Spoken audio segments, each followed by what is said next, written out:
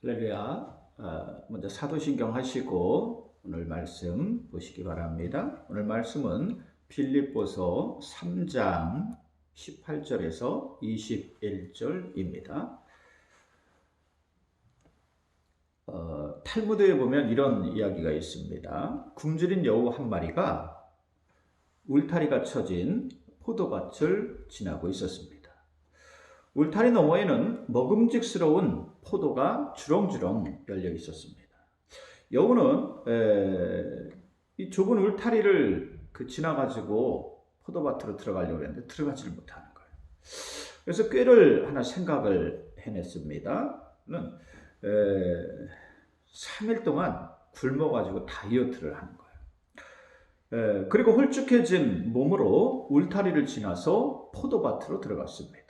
그래서 들어가서 그냥 자기가 먹고 싶은 대로 그 포도를 탁 먹었어요. 그리고 다시 빠져나오려고 하다 보니까 뚱뚱해서 나올 수가 없는 거예요. 그래서 하는 수 없이 3일을 다시 굶었습니다. 그래서 홀쭉해진 배를 가지고 나올 수 있었다고 합니다. 우리가 한치 앞을 모를 때가 있습니다. 단지 눈에 보이는 것이 전부인 줄 알고 살 때가 있습니다. 우리 삶은 눈에 보이는 부분이 있고 보이지 않는 부분이 있습니다.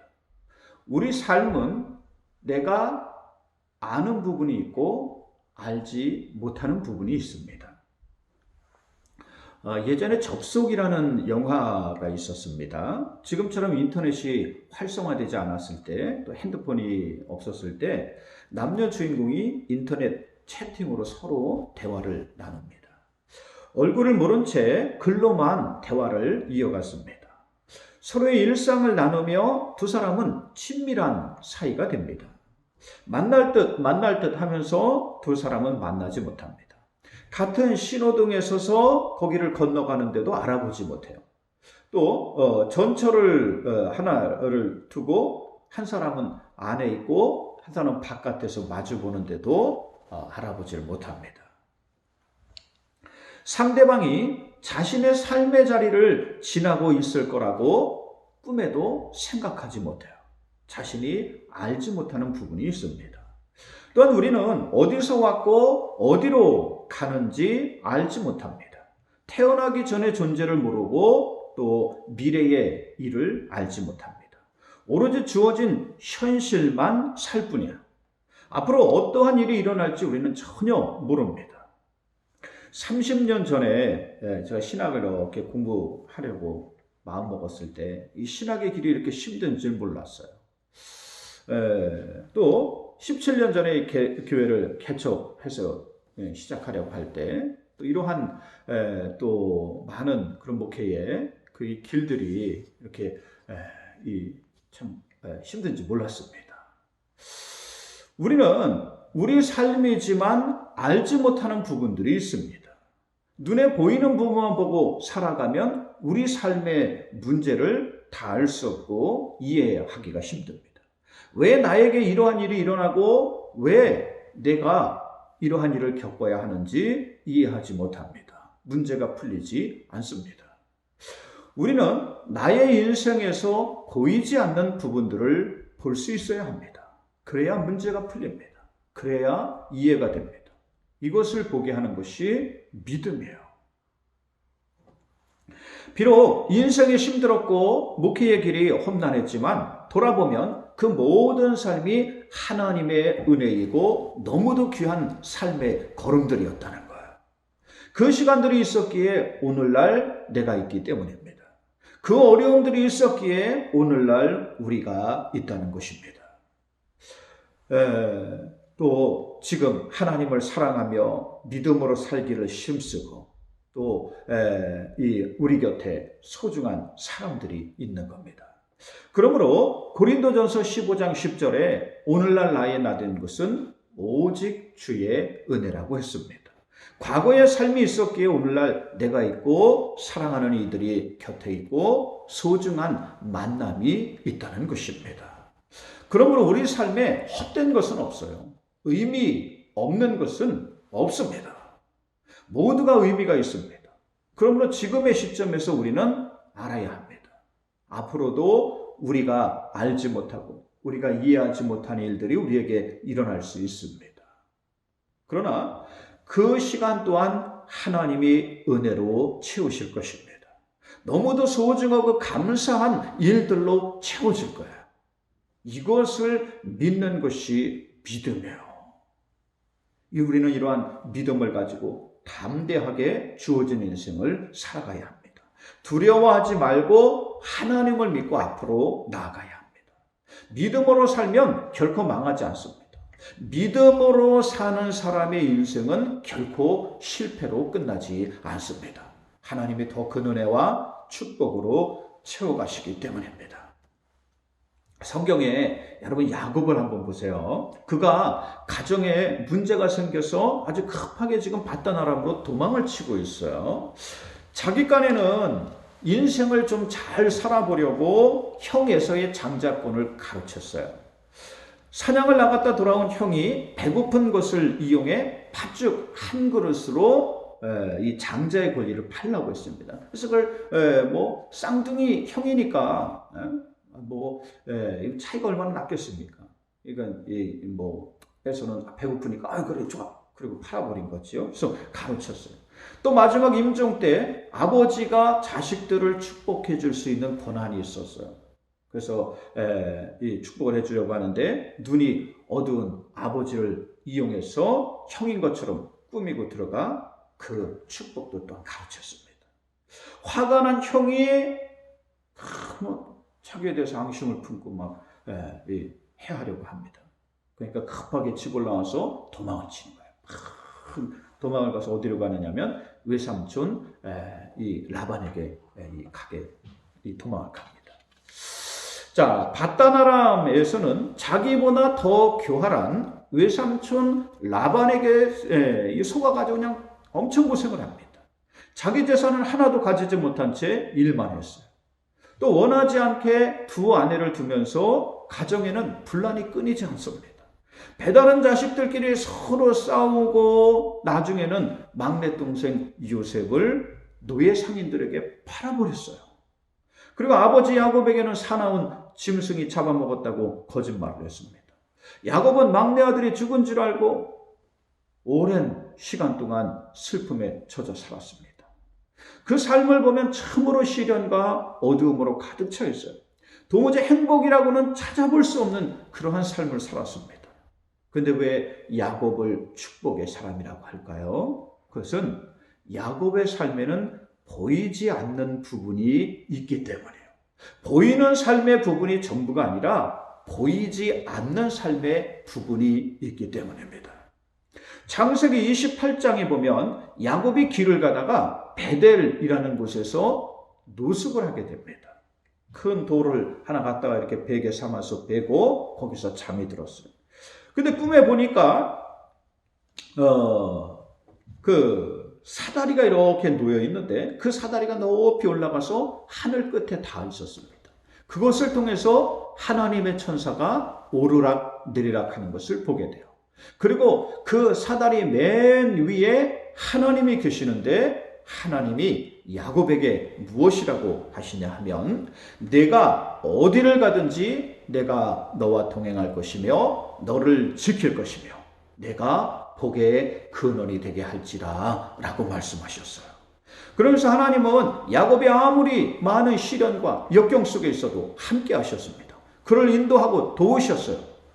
자, 그래서 아무리 형 에서가 야곱을 죽이려고 해도 해할 수가 없었어요. 외삼촌이 그를 속이고 해를 가하려 해도 망하지 않았습니다. 운명의 신이 아무리 그를 비참하게 만들려고 해도 할 수가 없었어요.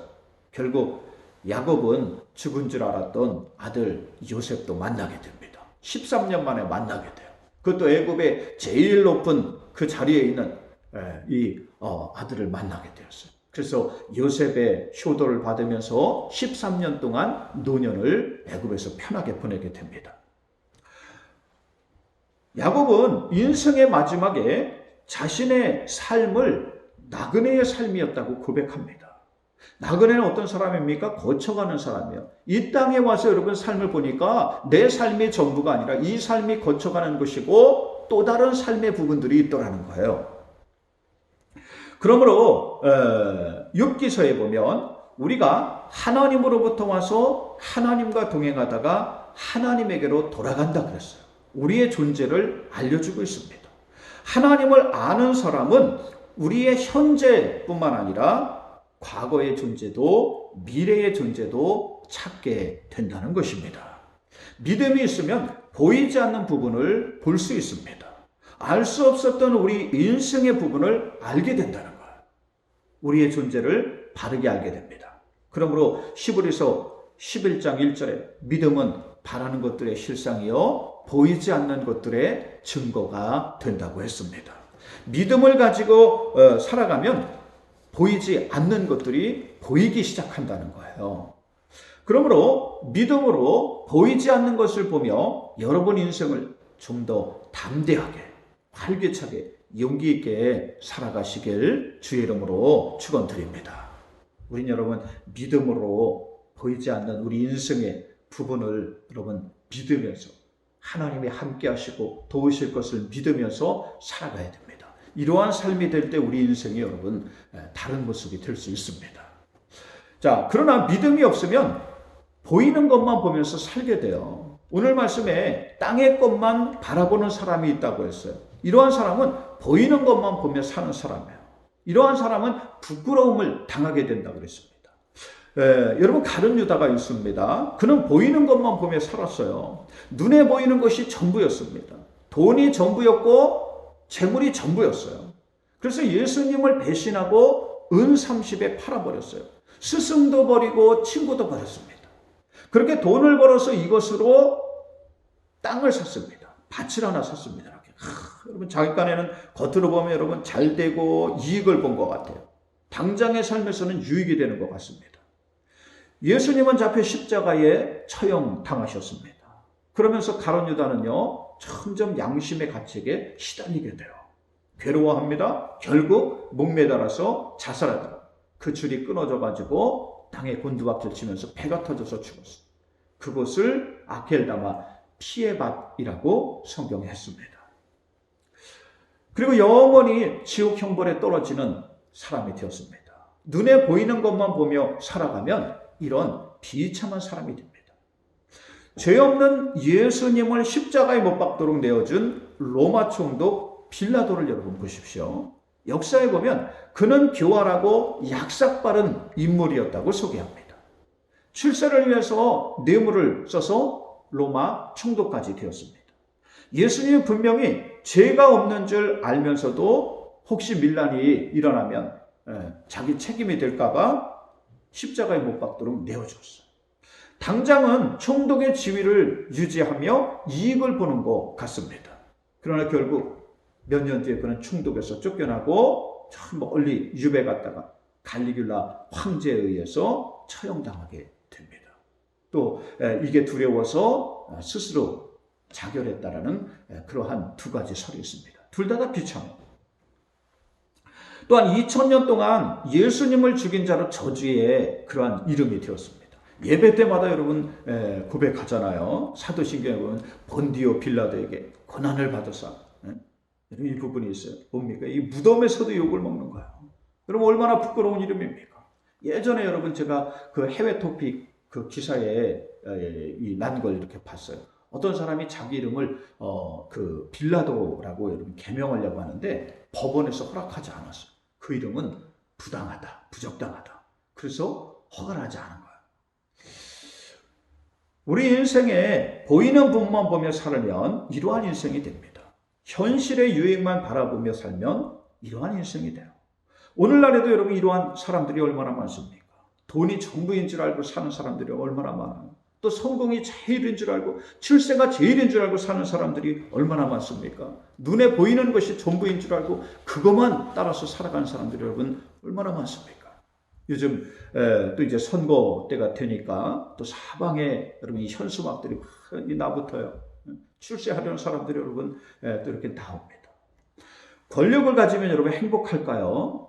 여러분 우리나라 대통령 대통령들 한번 보세요. 대통령이 여러분 되면 좋을까요? 우리나라 초대 대통령은 쫓겨나서 하와이로 망명해서 거기서 쓸쓸하게 죽었어요. 다음 대통령은 여러분 18년 동안 이 대통령을 하다가 자기가 가장 믿었던 부하의 총에 맞아 죽었습니다. 또 잠깐 부귀영화를 누리겠다고 광주에서 시민들을 짓밟으며 이 권력을 쥐었던 사람은 8년 해먹고 지금도 집 밖에도 나오지 못해. 혹시나 해를 당할까 봐 여러분 숨어서 그렇게 사는 거야. 최근에 대통령을 지냈던 두 사람도 다 감옥에 가 있지 않습니까? 세상에 좋은 게 진짜 좋은 게 아닙니다. 세상에 잘 나가고 성공하는 게 진짜 성공하는 게 아니에요. 오히려 이것이 망한 인생이 된다는 사실이에요. 오히려 저주의 인생이 된다는 사실입니다. 그런데도 오늘날 수많은 사람들이 이렇게 살고 있다는 거예요. 오늘 18절 말씀처럼 많은 사람들이 그리스도의 십자가의 원수로 행한다고 했습니다. 하나님과 상관없이 산다는 거예요. 십자가와 상관없이 산다는 거예요. 구원과는 상관없이 자기 욕심만 따라 산다는 거예요. 눈에 보이는 것, 귀로 듣는 것만 따라 사는 겁니다. 세상의 것이 전부인 줄 알고 산다는 거예요. 근데 19절에 이들의 마침은 멸망이요 그들의 신은 배요 그 영광은 그들의 부끄러움이 있고 땅의 일을 생각하는 자들이라고 했습니다. 여러분, 우리는 이러한 사람들이 되어서는 안 됩니다. 우리는 다른 삶을 살아야 합니다. 믿음을 가지고 다른 삶을 살아야 돼요. 보이지 않는 것을 보며 살아야 합니다. 오늘 20절에 그러나 우리의 시민권은 하늘에 있는지라 거기로부터 구원하는 자 곧 예수 그리스도를 기다리노니 라고 했습니다. 우리의 시민권은 하늘에 있다는 거예요. 우리는 이 세상에 속한 자가 아니라 하늘에 속한 사람이라는 것입니다. 우리의 본래 모습을 알려주는 거예요. 우리는 소속을 분명히 알아야 합니다. 우리의 존재를 분명히 알아야 돼요. 우리는 현재 지금의 삶만 사는 사람들이 아닙니다. 우리의 본향은 하나님 나라이고 우리는 하나님 나라의 백성인 줄로 믿습니다. 하나님 나라로 다 돌아갈 그러한 사람들이요. 이 땅에 있을 때는 하나님이 우리와 함께 하심을 믿고 임마누엘의 하나님을 믿고 이 세상을 여러분 담대하게 사람들 눈치 보면서 사는 게 아니라 하나님이 주시는 지혜와 용기를 가지고 살아야 하는 줄 믿습니다. 오늘 말씀을 쓴 사람이 바울이에요. 바울도 이 믿음이 없을 때 여러분 세상의 것만 바라보며 살았어요. 눈에 보이는 거 당장 현실만 보며 살았습니다. 돈이나 재물을 중요하게 여겼고 출세와 성공을 중요하게 여겼어요. 그럼 이런 바울이 다메섹으로 가다가 부활하신 주님을 만납니다. 분명히 예수는 죽었는데 부활해서 다시 살아난 그 음성을 들었습니다. 그 순간 바울은 모든 것이 다 깨지게 돼요.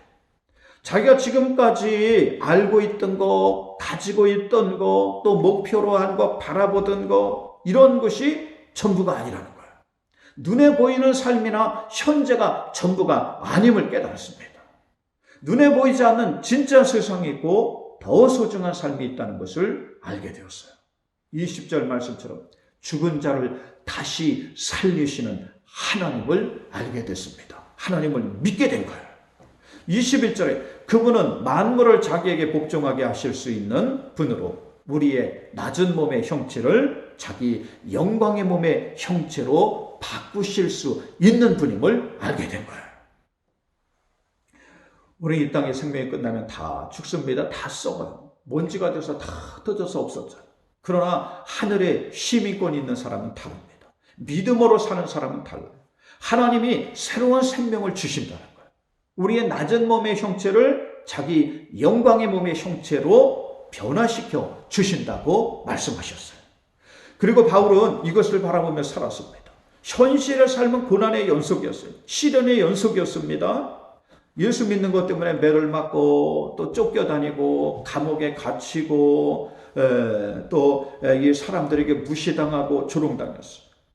물에 빠져서 죽을 뻔하고 추위와 또 이 더위에 고난을 겪고 또 돌에 맞아서 죽을 뻔하고 여러분 이 수없는 그런 고난을 겪지 않습니까?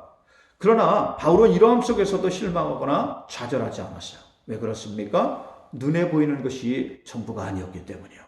또 다른 세상이 있었기 때문입니다.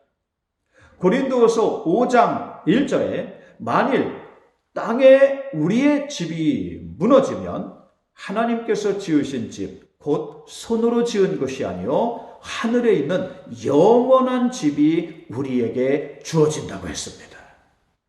오늘 말씀처럼 우리가 하나님의 형체를 닮은 새로운 몸이 된다는 거예요.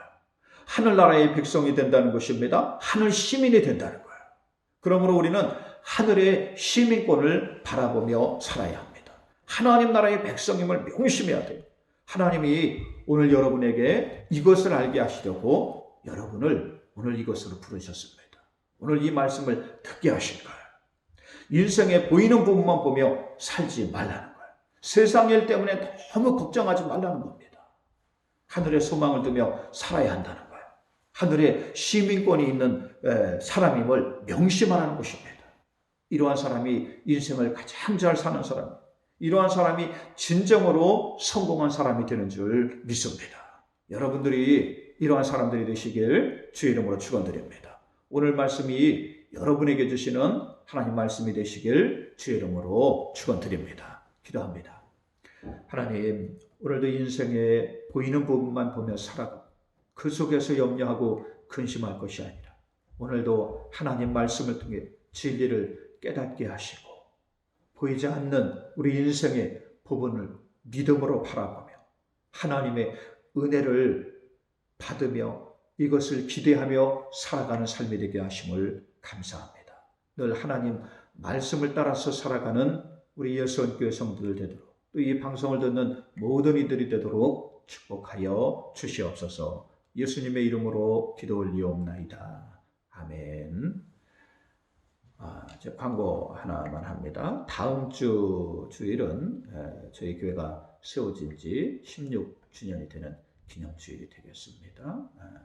다음 주일에는 신천 임원들, 집사, 권사, 장로 임명하게 됩니다. 여러분 위해서 기도해 주시고 또 다 나오셔서 함께 예배 드릴 수 있도록 그렇게 하시기 바랍니다.